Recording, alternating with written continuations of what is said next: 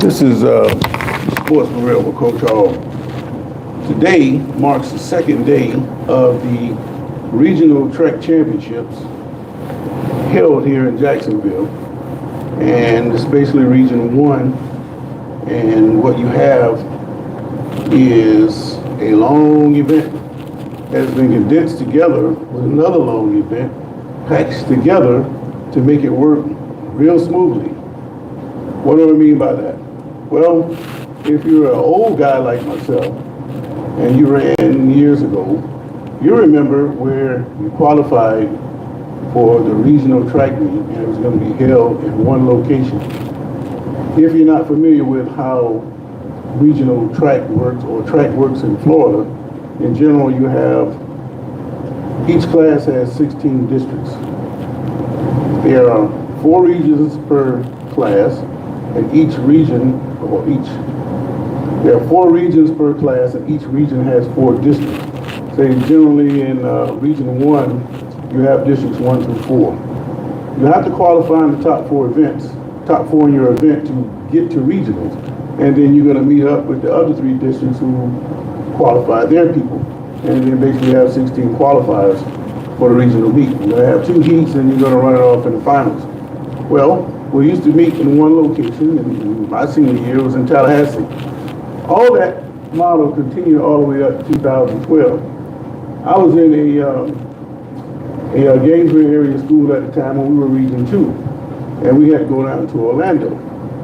The next year, same region, we were in Region 2, but the regionals were held in Jacksonville, a Region 1 area. Now, they were experimenting at the time. Bowles High School was hosting what they call a double regional. So you had both Region 1 and Region 2 in the same place at the same time. When that was going on, I was trying to figure out, well, how are they going to pull this off, realizing how big of an event this is. Well, it actually worked out pretty well. Because if you're familiar with the way track normally ran, once you ran your prelims, there was a large bank of time, say, between the ending of the prelims and the start of the finals. Your prelims could be ended by 4:30, but the finals wouldn't start till 7 o'clock. So here you are, anxiously waiting for the finals to begin so you can see if you can make it to the next level. But when you got the double regional, you had a double set of prelims, and that pushed everything back about an hour or so.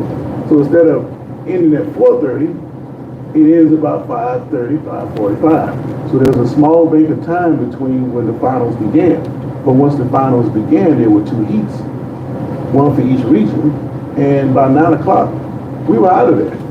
I couldn't believe it. It actually worked pretty well. But that was Bowles. That's a high school. UNF must have been paying attention to that, because ever since then, they have taken a large hand in the sporting events, track-wise, here in the Jacksonville area. Why would a university want to stick their hands in a high school event like track, who doesn't generally produce a whole lot of money? Well, if they're not making a whole lot of money, which I believe they are, I'll talk about that in a second, it has to be publicity. If you know anything about UNF, 20 years ago, it was just a commuter school. People would go out there after getting off work, take a few classes, get a master's degree, hey, move on. But since then, UNF has grown pretty large. They're never going to be on the scale of University of Florida or Florida State, or right now, even UCF. But they are growing rapidly in that direction. And I think the big reason for that is publicity. They have taken the regionals. They have now run the state several times. And they've even got the prestigious Bob Hayes track meet off the north side, and now that's over at UNF. All these people, when they come in, they get a chance to take a look at the university, and it puts them on a radar screen. And I think it was ingenious for the school to get involved with these events, because it has given them the publicity to grow. So the fact that they're having all these double regionals in state is a testament to the fact that there is great power in high school sports. Not only can you have a chance to make a lot of money, but you also get a chance to show off your school. Because you go over to UNF and you don't pay for parking, oh, you're going to spend a whole lot of money trying to get your car back. and they're gonna hit you in the mail with late fees. Believe me, I've seen it happen before. And I think that's one of the reasons they do that, to make some exercise money. But that regional track meet is gonna take place today, like I said, the second day that they're doing it, which leads me to believe that not only are they doing region 1 and 2, they gotta be doing multiple classes over there to have it 2 straight days in a row. But more on that later. The other thing that's going on in Florida, today, the baseball playoffs start. Me, I told you I was a baseball coach. I just have to be looking through the brackets to see where the two teams out of my district was going to play. And I've noticed a strange thing. There was only one team listed from our district. So I started looking in the other districts, and lo and behold, it's the same thing. What I noticed is there are no runner-ups in the baseball playoffs, which means that baseball is the only sport here in high school baseball, where the runner-up is not represented in the playoffs. Now, basketball, you can go 0-25, get hot, win a game or two in the district tournament, and you can go to the state playoffs at 2-26. But if I'm 17-4 and I lose in an upset in my district tournament, I can't go to the playoffs. What sense does that make? And that is the reason why they went to those regional runner-ups in the first place, because you had teams with great records who would lose and they couldn't make the playoffs. But that opened up a can of worms where you start to get all these teams that didn't really have a good record. They were qualified just to fill a spot. But the fact that the baseball doesn't have that is kind of puzzling. And again, it has to come down to money. Just like track, baseball does not produce the same kind of money as, say, a football. Because once football started accepting runner-ups, back in the very early 90s, you knew that was never going to stop. But why is it that baseball doesn't have the same situation?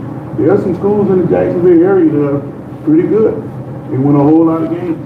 And you can see if they were to get upset, they would have a legitimate case to take to the state as to say, why don't we have a runner-up in playoffs? The state's going to come back and say, well, we don't have a runner-up because it's the end of the school year. We're trying to hurry up and get it over with so people can graduate and walk on time. But that's not an argument that can fly, because you can schedule the season, back it up a week to make sure everything worked out just fine. So there's no real argument the state can come back with to the baseball coaches that will make them happy about not being able to make the playoffs. But again, it comes down to money.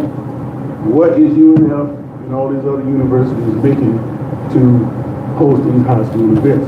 It lets you know right then that high school sports are very powerful, not only here, but across the nation. And when NIL hits in Florida, it's going to shake it up even more. But like I say, it's a lot of things you need to think about. But the regional track meets, they're having that second day today. Baseball playoffs start today. A lot of things to think about in sports. But as always, I'm going to try to keep it posted best I can. Meanwhile, I got to go to work. This has been Sports for Real. Have a great day.